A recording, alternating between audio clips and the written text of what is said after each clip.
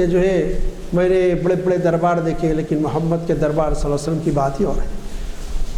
وہ بات کرتے ہیں تو سر نیچے جھکائے اس طرح بیٹھتے ہیں ان کے ساتھی جیسے ان کے سروں پر پرندے بیٹھے ہیں۔ کیا فرما برداری، اگر ہلے تو اڑ جائے۔ وہ جس بات کا حکم دیتے ہیں تو سب دوڑتے ہیں کہ ہم کو شاید یہ حکم ہو گیا ہم کر لیں۔ تھوکتے ہیں تو ان کا تھوک زمین میں نہیں گرتا، لوگ لے کے چاٹ لیتے ہیں اس کو۔ وضو کرتے ہیں تو کوئی پانی کا خطرہ نیچے نہیں گرتا، اس پانی کو اپنے سروں پہ ڈال لیتے ہیں، ان سے منہ دھوتے ہیں، پانی پیتے ہیں اس کو۔ اتنی محبت، اگر وہ کہیں تم کو تکا بوٹی کر دے کر ڈالیں گے، تم لڑو نہ کو ان سے۔ سہل نہیں کا معاہدہ کر لیں، میں جو کچھ دیکھ کے آ رہا ہوں محمد کے دربار میں وہ قیصر و کسریٰ کے دربار میں وہ کیفیت نہیں پائی جاتی۔ یعنی کیسی اطاعت، کیسی فرما برداری۔ صلح ہو رہی ہے، حضرت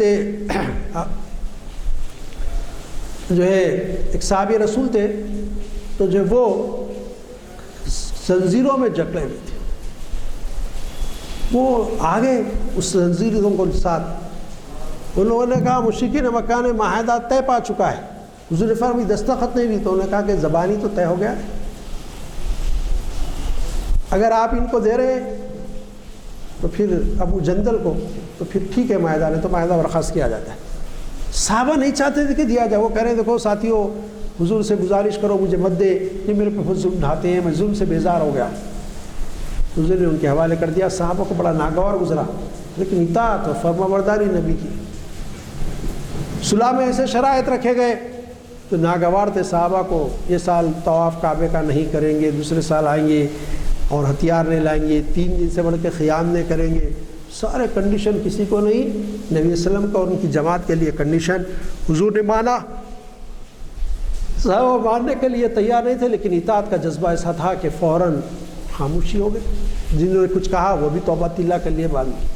حضور نے کہا قربانی کرو، کوئی نہر کر رہا ہے، غصے سے حضور سب حجرے میں تشریف لائے جہاں ٹینٹ لگا ہوا تھا، وہاں بی بی ام سلمہ رضی اللہ تعالیٰ عنہ تھی موجود۔ وہ انہوں نے پوچھا وسلم کیا معاملہ ہے؟ فرمایا کہ یہ سن نہیں رہے میری بات۔ انہوں نے کہا وسلم آپ کسی کچھ مت بولیے، آپ جائیے قربانی کریے، آپ دیکھیں سب قربانی کریں گے، حلق کرائیے۔ حضور آئے قربانی کرتے، سب اٹھے جو نہیں اٹھ رہا چاہ رہے تھے، اور اپنے جانور کی قربانی دیکھے ایک دوسرے کے بال اس طرح تراشوانے لگے، راوی کہتا ہے ایسا معلوم ہوتا ہے کہ ایک دوسرے کو قتل کر دے رہے ہیں۔ کیا اتباع، کیا اطاعت حضور کی، کیا فرما برداری، ایک ایک عجب نمونے۔ حضرت عبداللہ ابن عمر رضی اللہ عنہ کے بارے میں آتا ہے ایک درخت کی ٹہنی نیچے تھی، حضور اس کے نیچے سے گزرے تو اپنے سر کو جھکایا۔ اب ظاہر ہے حضور کے دنیا سے پردہ فرمانے کے بعد کافی عرصہ ہو گیا۔ حضرت عبداللہ ابن عمر جب بھی اس جھاڑ کے نیچے جاتے، اس ٹہنی کے نیچے سے دلغالی کے سر کو جھکاتے، لوگ بولے تو بہت اونچی ہے، کہا وہ اونچی ہونے سے نہیں، میں نے اپنے آقا کو یہاں جھکتے ہوئے دیکھا اس لیے میں جھک رہا ہوں۔ یہ تو عقل کے خلاف بات ہے، بھائی وہ جھاڑ اڑ گیا، اب حضور جس لیے جھکے ہوں گے۔ حضور صلی اللہ علیہ وسلم ایک درخت کے پاس اٹھ کے 2 رکعت نماز پڑھتے تھے، حضرت عبداللہ ابن عمر نے اس کو جانماز بنا لیا، اکثر نماز پڑھنے لگے۔ حضرت عمر رضی اللہ عنہ کو شک ہوا، بعد میں قوم اس کو کچھ اور نہ بنا لے، جھاڑ کو کٹا دیا۔ پوچھا کیوں؟ تو کہا اللہ کے نبی اکثر یہاں نماز پڑھتے تھے اس لیے میں پڑھتا ہوں۔ کیا معاملہ اطاعت اور فرمانبرداری، کیسی محبت اور عقیدت کہ بس قیدے مان لیا جائے۔ شاید بلال حبشی ہو رضی اللہ تعالیٰ، یا سہیب رومی، کوئی پیرل ایک سب بلالی ہو کہ جو ہے وہ کالے کلوٹے، انہیں پوچھا حضور نے شادی کیوں نہیں کی؟ کیا وسلم کوئی بچی دیتا نہیں؟ کہا اس سردار کے گھر جاؤ اور جا کے کہو کہ میں نے بھیجا ہے تم کو اور اس کی بیٹی کا آپ سے کرے۔ تو سردار باہر نکلے، دستک ہوئی تو اتفاق سے بچی بھی کون ہے دیکھنے پیچھے آئی، تو دیکھی کوئی کالا کلوٹا آدمی ٹھہرا ہوا ہے۔ پوچھے کیا بات ہے؟ تو کہا کہ محمد صلی اللہ علیہ وسلم نے مجھے بھیجا ہے۔ کہ کس لیے بھیجا ہے؟ تو کہا کہ جو ہے تمہاری بیٹی کا مجھ سے کر دو۔ ایک دم ان کو جلال آ گیا، یہ کالا کلوٹا حبشی غلام میری بیٹی، میں سردار کیسے کروں؟ آپ نے کہا چجا بڑھا دیے۔ بیٹی اندر آئے، باپ تو کہا، بیٹی نے کہا کہ کس کو بڑھا دیا پپا؟ تو میرے بیٹے وہ ایک غلام تھا حبشی، وہ کہہ رہا تھا کہ نبی کریم صلی اللہ علیہ وسلم نے بھیجا ہے، تمہارا حق مجھ سے کر دوں، میں کیسے کروں؟ کیا ایمان اس لڑکی کا؟ اس نے کہا بابا کون آیا ہے مت دیکھیے، کس نے پیغام بھیجا ہے وہ دیکھیے۔ تو بولے بیٹی تم تیار ہو؟ اللہ کے رسول کی جو مرضی ہے میری وہ مرضی ہے۔ کیا فرما برداری، کیسی اطاعت، زندگی کا معاملہ ہے، زندگی گزارنے کا معاملہ ہے، راضی قبول۔ غالب آگے گئے، یہ حضور کے دربار تک پہنچ گئے تھے کہ علیہ السلام مجھ سے غلطی ہو گئی، میں اپنی بیٹی کا عقد کرنے تیار ہوں، عقد ہو گیا۔ ایسے ایسے معاملات صحابہ کے اطاعت اور فرمانبرداری کے تاریخ کی کتابوں نے موجود ہے کہ ہم دنگ رہ جائیں کیسی اطاعت اور فرمانبرداری حضور صلی اللہ علیہ وسلم۔ صحابہ دشمنوں کا خطرہ ہوتا تو طرف منڈلاتے رہتے، کوئی تیر کہیں آ کے حضور کو لگ جائے، وہ تیر میرے جسم میں لگے، نبی صلی اللہ علیہ وسلم کو نہ لگے۔ حضرت خبیب رضی اللہ تعالیٰ کو پھانسی کے پھندے پر لٹکایا گیا، کہا خبیب ذرا تصور کرو تم اپنے بیوی بچوں کے ساتھ ہوتی اور تمہاری جگہ یا تمہارے نبی اور رسول ہوتے، کہا کم بختو میرے آقا کا نام بھی نہ لو، مجھے بات گوارا نہیں کہ وہ ان کو جو ہے تھوڑی سی بھی تکلیف ہو اور میں گھر میں اطمینان سے بیٹھوں، تم مجھے پھانسی دینا ہے پھانسی دے لو، مجھے کوئی پرواہ نہیں، میرے آقا کو تکلیف نہ پہنچے۔ دیکھیے آپ کیسے معاملات ہیں،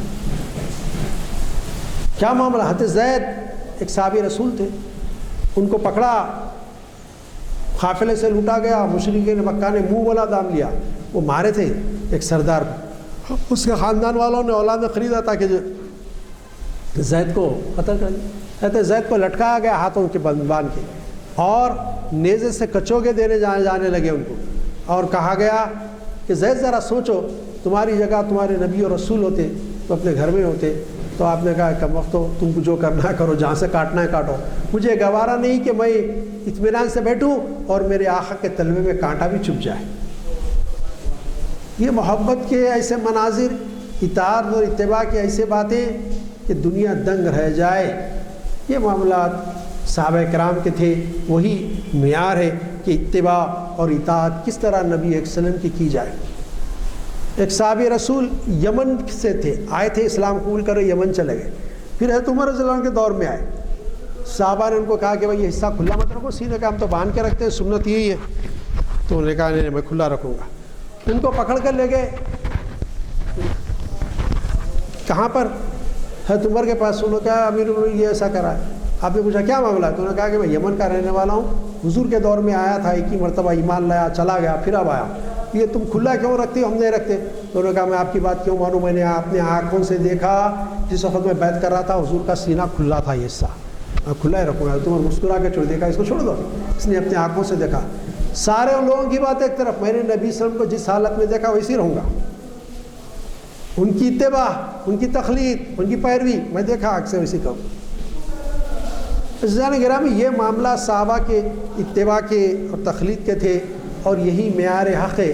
آپ کی سیرت طیبہ وہ ہے جس نے پکڑا، تھاما، عمل کیا، آپ کی لائی ہوئی کتاب کو پکڑ لیا، اس کو پڑھا، اس پہ عمل کیا، سمجھا، پھر وہ دنیا میں کامیاب ہو گیا، کامران ہو گیا، آخرت بھی اسی کے حصے میں ہے۔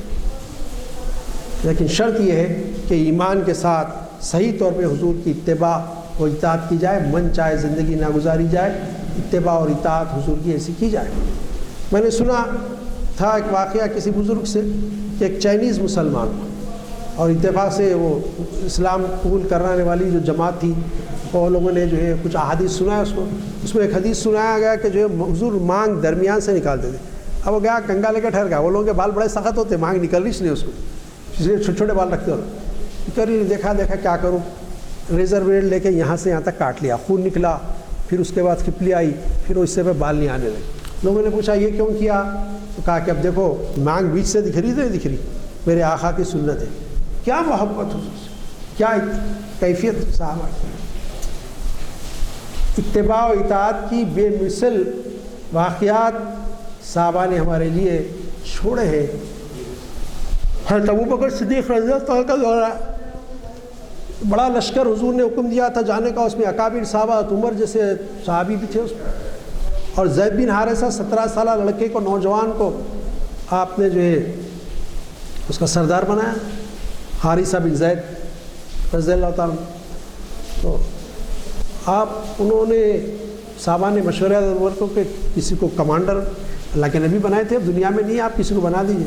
کہا یہ نہیں ہو سکتا، اللہ کے نبی نے جس کو کمانڈر بنایا وہ اگر کچھ بھی ہوتا، یہ تو اچھا سمجھدار ہے، سمجھدار بھی نہیں ہوتا تو وہی کمانڈر رہتا، میں بدلنے والا نہیں، اللہ کے نبی جس کو بنا دیا میں کیسے بدلوں۔ لوگوں نے کہا حالات خراب ہے، لوگ مخالف ہو گئے، زکوٰۃ کے منکر کھڑے ہو گئے، جھوٹے داعیان نبوت کھڑے ہو گئے، آپ اس جنگ کو مؤخر کریے، روک دیجیے۔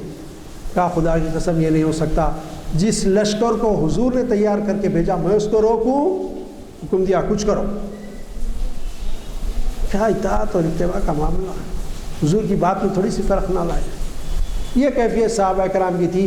ہماری زندگیوں میں بھی ہر معاملہ، ہر عمل یہ کیفیت ہو کہ حضور کی اتباع اور اطاعت میں گزرے۔ عزیزان گرامی، اس لیے بھی ضروری ہے کہ یہ ہدایت قیامت تک ہے۔ آپ کی سیرت قیامت تک چلنے والی ہے، آپ کی شریعت، آپ کی لائی ہوئی کتاب قرآن مجید قیامت تک رہنے والی ہے۔ کتابیں آئیں منسوخ بھی ہو گئی، کتابیں آئیں غائب بھی ہو گئی دنیا سے، کتابیں آئیں اس میں اتنی تعریفات کر دی گئی اصلی حالت میں نہیں، لیکن قرآن کا معاملہ یہ ہے، یہ ایسی کتاب ہے جس میں زیر زبر کا فرق نہیں، حدیث ہے، حضور کے اقوال ہیں، حضور کے تقاریر ہیں، حضور کا سکوت ہے، حضور کا حکم دینا ہے، حضور کا منع کرنا ہے، کوئی معاملہ ہو، چلنا پھرنا کھانا پینا، ہر معاملے کے احادیث میں موجود اور قیامت تک کے لیے محفوظ کر دیے گئے۔ یہ معاملہ ہے، ہر زندگی کا ہر پہلو محفوظ ہے، جو چیز دیکھنا چاہے دیکھیں، بیویوں کے ساتھ کیسے سلوک، بچوں کے ساتھ کیسے سلوک، رشتہ داروں کے ساتھ کیسے سلوک، اہل خانہ کے ساتھ کیسے سلوک، خاندان والوں کے ساتھ کیسے سلوک، محلے والوں کے ساتھ کیسے سلوک، سارے معاملات، لڑائی جھگڑا ہو تو کس بات سے ہو، کیوں لڑا جائے، کوئی زبردستی لڑ رہا ہے تو آپ کس طرح مدافعت کریں، آپ کس طرح لڑیں، ہر چیز آپ کی حیات طیبہ میں موجود ہے۔ شرط یہ ہے کہ ہم سچے دل سے ایمان لا کر آپ کی اتباع اور اطاعت کے لیے کمر کس لیں اور آپ کی اطاعت اور اتباع میں اپنی زندگی گزاریں اور زندگی گزارنے کی آرزو کریں کہ جو اس میں تاکہ ہمارا فوز ہو، ہماری کامیابی ہو اس زندگی میں بھی اور آنے والی زندگی میں بھی۔ صلی اللہ تعالیٰ علی خیر خلق محمد وآلہ وصحبہ اجمعین۔ ربنا آتنا فی الدنیا حسنہ وفی الآخرۃ حسنۃ وقنا عذاب النار۔ اللہم اجرنا من النار یا مجیر یا مجیر یا مجیر۔ اللہم نسألک رضاک الجنہ ونعوذ بک من سخطک والنار۔ یا قوی یا متین اکفر شر الظالمین، لا الہ الا انت سبحانک انی کنت من الظالمین۔ استغفر الله الولايا ونستغفر من الخطايا يا ربنا واعف عنا ومن الذي كان منا. اللهم اغفر لي ولوالدي وللمؤمنين يوم يقوم الحساب. صلى الله تعالى على خير خلق محمد وآله وصحبه أجمعين برحمتك يا أرحم الراحمين.